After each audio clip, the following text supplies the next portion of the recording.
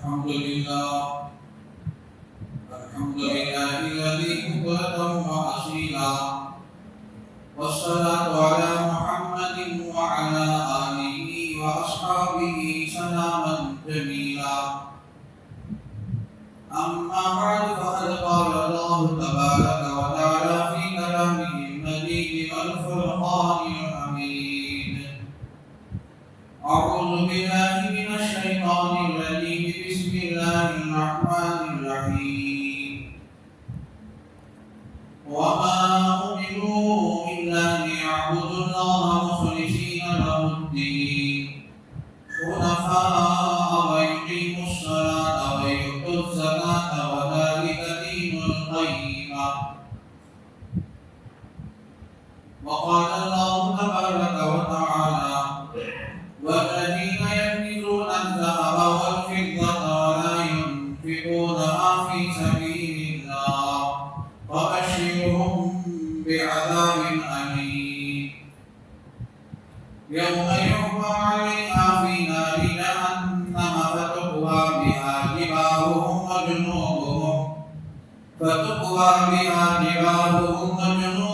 وظهورهم هذا ما كنزتم لأنفسكم فذوقوا ما كنتم تكنزون قال النبي صلى الله عليه وسلم الزكاة خنثرة الإسلام وقال النبي صلى الله عليه وسلم من صام رمضان إيمانا واحتسابا غفر له ما تقدم من ذنبه أو كما قال صلى الله عليه وسلم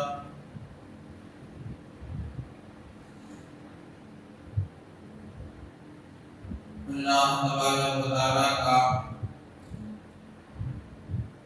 بے انتہا کرم و احسان ہے، اسی کا فضل اور شکر ہے، اسی ذات وحدہ لا شریک نے ہم سب کو ہمارے نبی حضرت محمد رسول اللہ صلی اللہ علیہ وسلم کے امت میں پیدا فرمایا۔ درود و سلام نازل ہو ہمارے آقا تاجدار مدینہ محمد عربی محمد مصطفیٰ صلی اللہ علیہ وسلم پر، ان کے آل اور ان کے تمام اصحاب پر ہو۔ بزرگان محترم، نوجوانان اسلام، معزز سامعین، اللہ تبارک و تعالیٰ نے محض اپنے فضل و کرم سے یہ مبارک مہینہ ہمیں نصیب فرمایا، اور اسی کی توفیق سے ہم رمضان کی عبادتوں میں مشغول اور مصروف ہیں۔ کیونکہ توفیق اصل ہے، اس نے توفیق دی تو ہم نے روزوں کا اہتمام کیا، تراویح کا اہتمام کیا، اور تراویح میں قرآن کے سننے اور سنانے کا ہم نے اہتمام کیا، اور اللہ تعالیٰ نے ہمیں دیگر عبادتوں کی، نوافل کی، دعاؤں کی، تہجد کی، اللہ نے ہمیں توفیق عطا فرمائی۔ اس لیے ہم اللہ تبارک و تعالیٰ کا شکر ادا کریں کہ اس ماہ میں جتنی عبادتیں ہم سے ہوئی ہیں، اللہ تعالیٰ ہماری عبادتوں کو قبول فرمائے، اور جتنی دعائیں ہم نے کی ہیں اور آئندہ جتنی دعائیں ہم کریں گے، اللہ تبارک و تعالیٰ ہماری دعاؤں کو قبول فرمائے اور ہمیں مستجاب دعا عطا فرمائے۔ بزرگان محترم، اللہ تبارک و تعالیٰ نے جب ہمیں مبارک مہینہ عطا فرمایا ہے، اللہ نے عبادت کی بھی توفیق عطا فرمائی، تو ہم اس مہینے کے اندر بہت زیادہ عبادت میں مصروف ہو جاتے ہیں۔ یہ اللہ کا شکر ہے، اللہ کا کرم ہے کہ دیگر مہینوں کے مقابلے میں ہماری عبادتوں میں اضافہ ہو جاتا ہے، ہماری نمازوں میں اضافہ ہو جاتا ہے، ہماری تلاوت میں اضافہ ہو جاتا ہے، ہمارے تہجد میں، دیگر نوافل میں اضافہ ہو جاتا ہے، اور دیگر جتنی عبادتیں ہیں تو اس مہینے کے اندر پیدا ہو جاتی ہیں، یہ اللہ کا کرم اور فضل ہے۔ ایک ہی بزرگان محترم، ہم ذرا یہ غور کریں کہ جتنے اعمال ہم کرتے ہیں اس میں ہم کتنے اعمال ایسے کرتے ہیں جو اللہ کو مقبول ہیں، اور کتنی اعمال ایسے بھی ہم کر جاتے ہیں جو اللہ کے نزدیک غیر مقبول ہیں، یعنی اللہ اس کو قبول نہیں فرماتا، اس لیے کہ اللہ ہماری عبادتوں کے محتاج نہیں ہے، ہماری عبادتوں کے بھوکے نہیں ہیں کہ ہم عبادت کریں وہ فوراً قبول کر لیں، ہم نماز پڑھیں وہ فوراً قبول ہو جائے، ہم دعا کریں وہ فوراً قبول ہو جائے، ہم تراویح اور تہجد پڑھیں فوراً قبول ہو جائے، یہ کوئی ضروری نہیں ہے۔ اللہ کی ذات سے امید ہے، ہم امید رکھ سکتے ہیں، امید کر سکتے ہیں کہ اللہ تعالیٰ ہماری عبادتوں کو قبول فرمائے، بلکہ ہم اللہ سے گزارش اور درخواست کریں، دعا بھی کریں کہ اللہ تو ہماری عبادتوں کو قبول فرمائے، لیکن ضروری نہیں ہے۔ ہو سکتا ہے ہماری کسی عمل کی وجہ سے یا ہماری عبادت میں کسی کمی کی وجہ سے ہو سکتا ہے ہماری عبادتیں غیر مقبول ہو جائے، ہمارے روزے کہیں جھوٹ کی وجہ سے، غیبت کی وجہ سے، بدنگاری کی وجہ سے یا کوئی اور لغو کام کی وجہ سے کہیں ہمارے روزے مقبول نہ ہو۔ ہمیں اسے ڈرنا چاہیے، ورنہ دن بھر ہم بھوکا رہنا، ان گرمی میں پیاس کو برداشت کرنا، بھوک کی شدت کو برداشت کرنا، کہیں ہمارا یہ ضائع نہ ہو جائے۔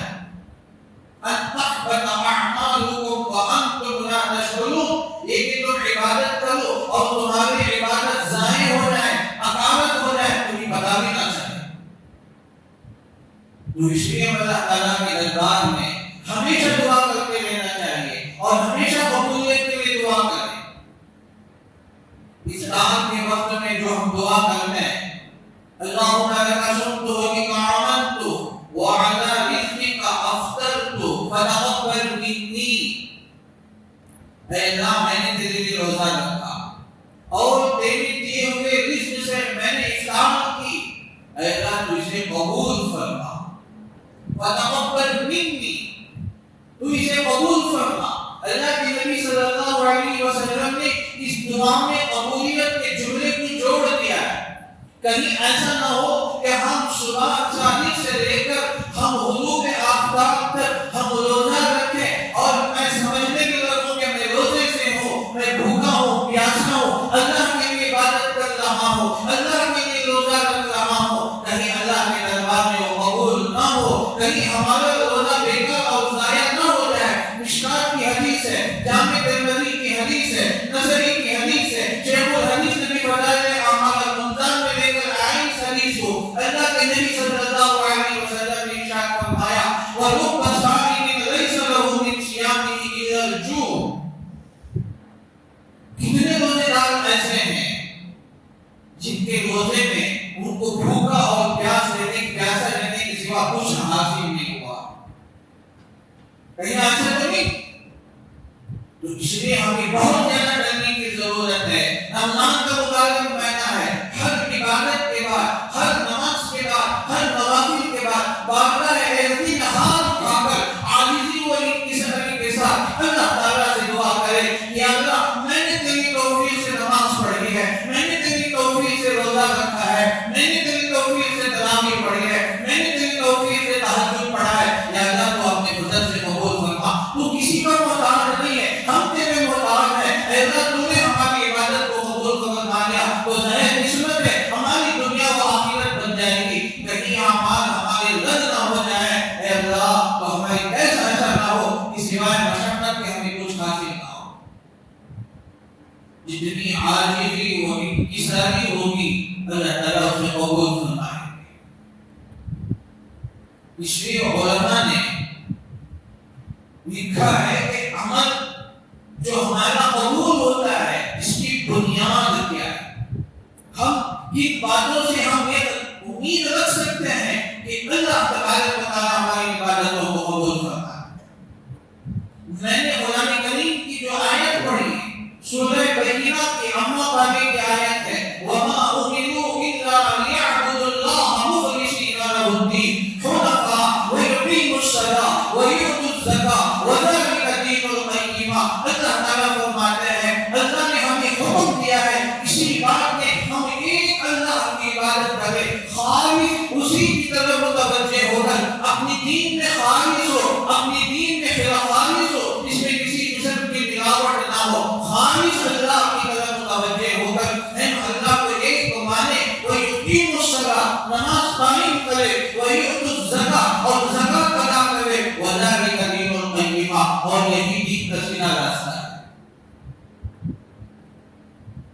اس آیت کی تفسیر میں علماء نے 3 باتیں لکھی ہیں۔ یہ 3 باتیں اعمال کے مقبول ہونے کا اہم ذریعہ ہے۔ جب کوئی بندہ، کوئی اللہ کا بندہ یا اللہ کی بندی عبادت کرے، ان 3 شرطوں کے ساتھ اگر عبادت کرے گا، اللہ تعالیٰ کی ذات سے پوری امید ہے کہ اللہ تعالیٰ ہماری عبادتوں کو ضرور قبول فرمائے۔ اب وہ 3 باتیں اچھی طرح ذہن نشین کریں۔ پہلی بات ہے کہ اخلاص نیت، ہماری نیت صحیح ہو۔ اخلاص نیت کا معنی یہ ہے میں جو عبادت کر رہا ہوں صرف اللہ کے لیے،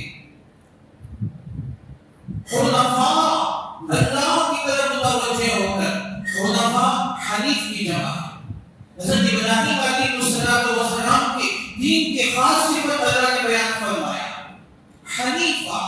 حنیف کہتے دین میں صحیح درست لگی ہو، کچی اور ٹیڑھا کم نہ ہو، دین جو کام میں ہم کرے صحیح کام ہو، دائیں بائیں ہمارے کام نہ ہو، دین کے اندر کہیں کمی کجی نہ ہو۔ حنفاء، ہمارے دین عبادت خالص اللہ کے لیے ہو، اس کے اندر کسی قسم کی کجی، اس کے اندر کسی قسم کی کمی نہ ہو، اور اس کے اندر کہیں ریا اور اسی طرح نام و نمود کے ملاوٹ بھی نہ ہو۔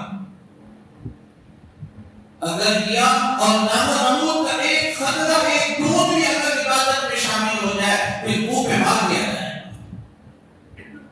پھر ہماری رات بھر کی نمازیں، ہماری تراویح، ہمارے تہجد خدا نہ کرے ضائع اور وکالت ہو جائے۔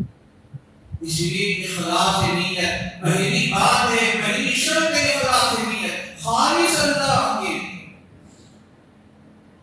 اس میں اللہ تعالیٰ کی رضا مقصود ہو، کسی کو دکھاوا نہ، میں روزہ رکھ رہا ہوں اللہ کے لیے، میں تراویح پڑھ رہا ہوں اللہ کے لیے، میں تہجد پڑھ رہا ہوں اللہ کے لیے، میں تلاوت کر رہا ہوں اللہ کے لیے، کہیں لوگ میری تعریف نہ کرنے لگے یہ بندہ تو بڑا تہجد گزار ہے، یہ بندہ تو میری تلاوت کر رہا ہے، یہ بندہ تو میرے نوافل پڑھتا ہے، یہ بندہ تو پہلے مسجد میں آ جاتا ہے، بہت دیر تک مسجد میں رہتا ہے، بہت زیادہ عبادت کرتا ہے، تو کہیں اس کے اندر ہماری ملاوٹ نہ آئے۔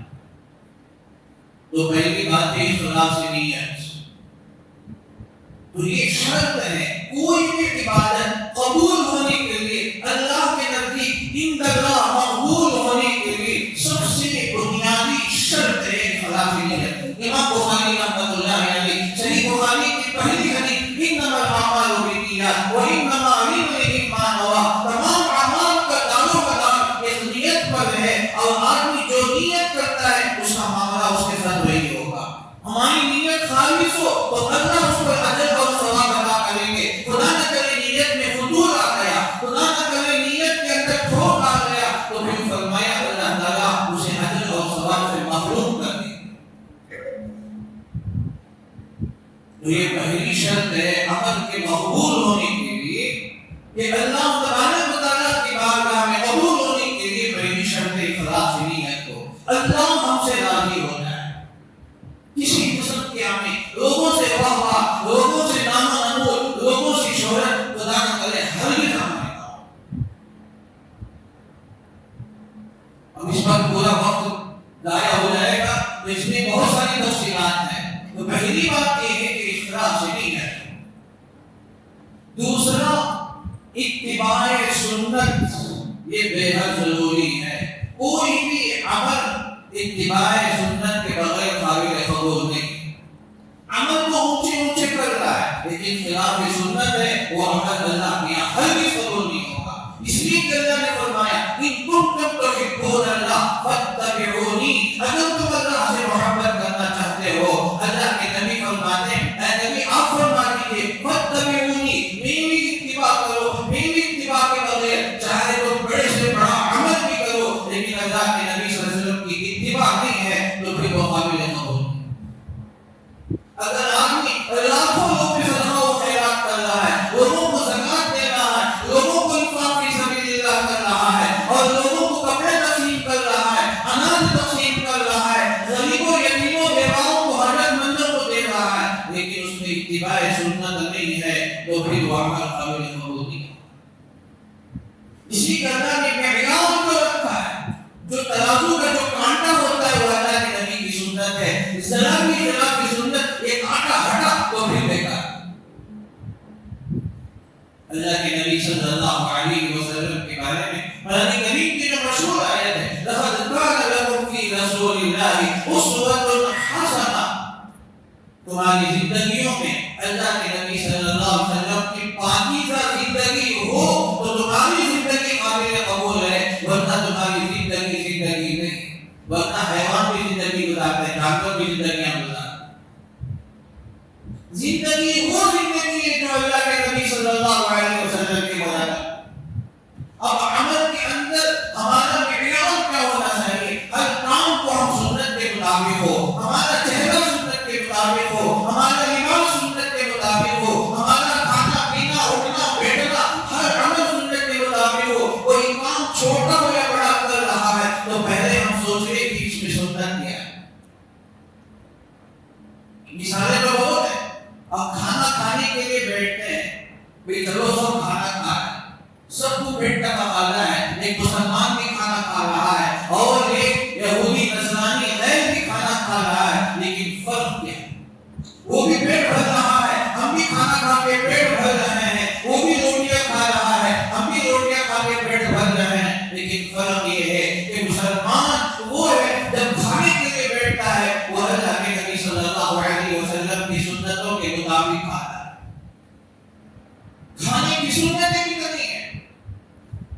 اب ماں پیتے جانور بھی کھانا کھا رہے ہیں، جانور بھی اپنے پیٹ پال رہے ہیں، لیکن ہمارے اور جانوروں میں، انسانوں میں اور اسی طرح مسلمان اور غیر مسلمان میں فرق یہ ہے کہ مسلمان کا ہر عمل سنت کے مطابق ہوگا.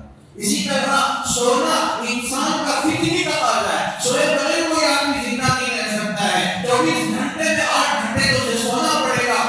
تو اگر وہ سو رہا ہے، سب سو رہے ہیں، سب اپنی نیند پوری کر رہے ہیں، لیکن ایک مسلمان ایک نیند پوری کرتا ہے جس میں اتباع سنت ہو تو وہی اس کا سونا عبادت بن جائے گا، وہی اس کا کھانا عبادت بن جائے گا. اسی لیے ہر کام کرنے سے پہلے آپ سنت کو ڈھونڈیں، سنت کو تلاش کریں، علماء سے معلوم کریں اس میں سنتیں کیا ہے، مجھے کون سا کام کرنا ہے جو اللہ کے نبی صلی اللہ علیہ وسلم کے طریقے کے مطابق. چھوٹا کام بھی ہے لیکن سنت کے مطابق کر رہا ہے، اللہ کو بڑا پسند آتا ہے، اللہ کو بڑا پیار آتا ہے. بڑے سے بڑا کام بھی کرے لیکن اتباع سنت سے ہٹ کرے تو اللہ اس کو قبول نہیں کرتا. گویا ہر عمل کا یونیفارم جو ہے وہ اتباع سنت ہے. کسی بھی اسکول میں یونیفارم کے بغیر اس کا داخلہ نہیں ہوتا. کوئی بھی آفس میں کوئی ورکر کوئی کام کرتا ہے، ہر ایک کا الگ الگ یونیفارم ہوتا ہے. اسٹاف کا یونیفارم الگ ہوتا ہے، ورکر کا الگ ہوتا ہے، اور اسی طرح جو بڑے اسٹاف ہوتے ہیں ان کا یونیفارم الگ ہوتا ہے. وہ یونیفارم کے بغیر وہ آفس میں کمپنی میں انٹر نہیں ہو سکتا. وہ گیٹ پر ہی واپس کر دیا جائے گا. اللہ تبارک و تعالیٰ نے بھی ہر عمل کے اوپر اللہ نے سنت نبوی کو رکھا ہے. جب سنت کے مطابق ہے تو اللہ قبول فرمائیں گے، ورنہ اس کا عمل سر کے اوپر بھی نہیں جائے گا. اللہ کہے کہ وہیں سے مردود ہو گئے جو میرے نبی کے طریقے کے مطابق نہیں. وہ عمل ہمیں کوئی ضرورت ہی نہیں جس کے پر سنت نبوی صلی اللہ علیہ وسلم کا یونیفارم تھا. پچھلے میں دوستوں رمضان میں ہمارے اعمال الحمدللہ بہت زیادہ ہو جاتے ہیں. اللہ کا کرم ہے. نیت کرے کہ موت تک ہمیں ایسے رمضان میں جیسے اعمال ہم زیادہ کرتے ہیں، موت تک ایسے عمل ہم کریں، لیکن ہمارے عمل اللہ کے یہاں قابل قبول ہونے کے لیے سب سے اہم ذریعہ یہ ہے کہ سب سے پہلے اخلاص نیت، ہماری نیت خالص ہو. اللہ کی رضا، اللہ کی رضا مقصود ہے. الا لیعبدوا اللہ مخلصین لہ الدین. جو میں عبادت کرتا ہوں خالص اللہ کے لیے عبادت کرتا ہوں، حنفاء اللہ کے لیے خالص ہے. آخری میں اللہ نے فرمایا وذالک دین القیمہ. جو کام اللہ کے مطابق ہوگا وہی اللہ کے نزدیک قابل قبول ہوگا، مقبول ہوگا. پھر دوسرا عمل جو ہے وہ اتباع سنت ہے. جیسے کہ بات ابھی آپ کے سامنے آئی، میں بات کو مختصر کر رہا ہوں. تیسری بات یہ اللہ کے نبی صلی اللہ علیہ وسلم کے ہم جتنے عمل کرتے ہیں، اللہ کے نبی صلی اللہ علیہ وسلم نے فرمایا کہ توکل کے ایک معنی وہ ہے ہر کام میں اللہ کا بھروسہ کرنا. یہاں وہ معنی منافق نہیں ہے. علامہ محمود آلوسی رحمۃ اللہ علیہ نے، امام نووی رحمۃ اللہ علیہ نے، علامہ ابن حجر اسقلانی رحمۃ اللہ علیہ نے یہاں معنی لکھا ہے توکل کا یہ ہے سپردگی، اپنے آپ کو اللہ کے حوالے کر دینا، ہمارے ہر کام کو اللہ کے حوالے کر دینا. اور مطلب یہ اللہ جو کچھ میں عمل کیا ہو، جو کچھ میں نماز پڑھا ہو، جو کچھ میں تراویح پڑھا ہو، جس میں میں نے قرآن سنا ہے، یا اللہ میرا کچھ نہیں ہے، سب کچھ آپ کے حوالے ہے، آپ کی توفیق سے ہوا ہے، آپ کی توفیق سے میں نے کیا. اگر میں نے کچھ نہیں کیا، آپ کی توفیق کے بغیر نہ میں کچھ کر سکتا ہوں. اپنے آپ کو اللہ کے حوالے کر دے. جتنی عاجزی اور انکساری سے ہم اپنے آپ کو اللہ کے حوالے کر دیں گے، اللہ کے سپردگی کر دیں گے، تو اللہ تعالیٰ اسے بہت زیادہ قبول فرمائے. حضرت ابراہیم علیہ السلام کا واقعہ کون نہیں جانتا ہے؟ قرآن میں جگہ جگہ حضرت ابراہیم علیہ السلام کا ذکر فرمایا. اس سے پہلے بھی بات سن چکے ہیں. کعبۃ اللہ کی تعمیر سے فارغ ہو گئے تو باپ بیٹے مل کر دعا کر رہے ربنا تقبل منا، قبولیت کے لیے. اسی کے چند آیت کے نیچے اللہ نے فرمایا اذ قال له ربه اسلم قال اسلمت لرب العالمین. اللہ نے کہا حضرت ابراہیم علیہ السلام سے اسلم، اے ابراہیم اپنے آپ کو میرے حوالے کر دو. میں ترجمہ توکل کا ترجمہ سمجھا رہا ہوں. قرآن کہہ رہا ہے، کس سے کہا کہہ رہا ہے؟ اللہ کہہ رہے ہیں حضرت ابراہیم علیہ السلام سے اسلم، اے ابراہیم اپنے آپ کو سپرد کر دو. اور حضرت ابراہیم نے کہا اسلمت لرب العالمین، میں نے اپنے آپ کو سپرد کر دیا رب العالمین کے حوالے کر دیا. میرا کچھ نہیں ہے، جو کچھ ہے آپ ہے، جو آپ کا حکم ہوگا وہی ہوگا، جو آپ کی مرضی ہوگی وہی ہوگی. اللہ نے آگ تیار کی، حضرت ابراہیم نے کود کر چھلانگ لگا دیا، اپنے آپ کو اللہ کے آگ میں حوالے کر دیا. اللہ کا حکم ہوا، اپنی چہیتی بیوی، اپنا چہیتا بیٹا، چھوٹا دودھ پینے والا بچہ غیر وادی عزیز زرا میں چھوڑ کے آ جاؤ تو چھوڑ کے آ گئے. حضرت ابراہیم علیہ السلام کو حکم ہوا اپنے بیٹے کے گلے میں چھری چڑھا تو چھری چڑھا گیا. اسے کہتے ہیں توکل. اللہ نے اسی کو کہا کہ اذ قال له ربه اسلم قال اسلمت لرب العالمین. الف لام میم کے آخر میں یہ آیت ہے. یہ آیت ہر مسلمان کے ذہن میں ہونی چاہیے، اور یہ پوری زندگی کا خلاصہ، پوری عبادتوں کا ماخذ ہے. جب آدمی اپنے آپ کو حوالے کر دے گا، کبھی اس کے اندر انا اور انا کی ہوا اسے کھڑی نہیں آئے گی. ورنہ آدمی عبادت کر کے اکڑ پہ چلتا ہے کہ میں تو تہجد گزارا، میں تو صفے اولا کا پابند ہوں، میری کبھی نماز قضا نہیں ہوتی، میرا کبھی تکبیر اولا فوت نہیں ہوتا، میری ہر نماز پہلے صف میں ہوتی، آج تک میں نے تہجد نہیں چھوڑی. تو یہ چیزیں نہیں ہونی چاہیے. یہ کب ہوتا ہے؟ جب آدمی اپنے آپ کو اللہ کی سپرد نہیں کرتا، جب اللہ کے حوالے کر دے گا میں کچھ نہیں ہوں، میری حقیقت کچھ نہیں ہے. میری حقیقت یہ ہے میں گندا پانی سے بنا ہوا ایک انسان ہوں. الم نخلقکم من ماء مہین فجعلناه في قرار مکین الى قدر معلوم فقدرنا فنعم القادرون. کیا ہم نے تم کو ذلیل اور گندے پانی سے پیدا نہیں کیا؟ اس گندے پانی کو ایک جگہ مادہ رحم نے لا کر ٹہلایا. 9 مہینے تک ہم نے ٹہلایا. انسان کی حقیقت یہ ہے کہ ایک گندا پانی ہے. تو آدمی اپنے آپ کو سمجھے کہ میں گندا ہوں، میرے پیٹ کے اندر گندگی ہے، میرے منہ میں گندگی ہے، میرے ناک میں گندگی ہے، میرے کانوں میں گندگی ہے، میں کچھ نہیں ہوں، میں اللہ کی حوالے کر دوں. جب یہ چیز ہوگی یہ اتنا آسان نہیں ہے. یہ کہنے سے سننے سے اتنا آسان نہیں آتا ہے. ترغیب کے بعد یہ آدمی جب عمل کرتا ہے، جب آدمی مسلسل اپنے آپ کو حق ہوتا ہے، جب بھی کوئی دل میں انانیت تکبر آئے تو فوراً آدمی اللہ کی طرف متوجہ ہو جائے، توبہ استغفار کرے، کچھ صدقہ کر دے، آدمی نماز میں لگ جائے.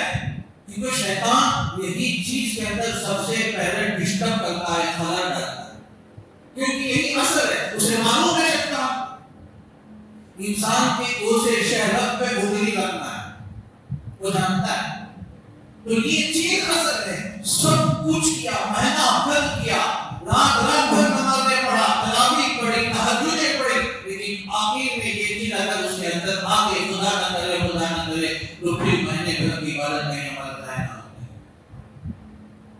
تو اس لیے میرے دوستوں، بزرگان دین نے ان آیات کے تحت میں یہ 3 باتیں ذکر فرمائے۔ میں نے آپ کے سامنے سورہ بقرہ کی آیت، سورہ بقرہ کی آیت اور جو حدیث ہے میں نے آپ کے سامنے پیش کی، جس میں اللہ کے نبی صلی اللہ علیہ وسلم نے بیان فرمایا انما الاعمال بالنیات، جب یہ چیزیں ہوگی تو یہ چیز اللہ ہی سے مانگنا،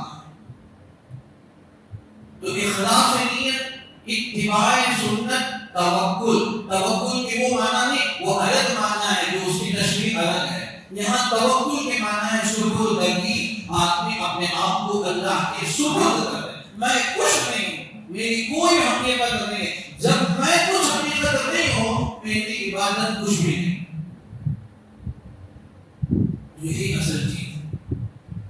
اللہ کرے کہ ہمارے اندر عصمت پیدا ہو جائے۔ جسے میرے دوستوں یہ مبارک مہینہ اللہ نے ہمیں عطا فرمایا ہے، تو بھائی یہ مہینہ ایسے ہی رمضان آیا گزر گیا، آدھا رمضان گزر گیا، اب لوگ کہتے ہیں کہ کتنا جلد آیا، آدھا رمضان ہو گیا، 16 روز ہے، اتنا تیزی کے ساتھ گزر گئے، وہ تو گزر جائے گا، لیکن ہم نے کیا کیا؟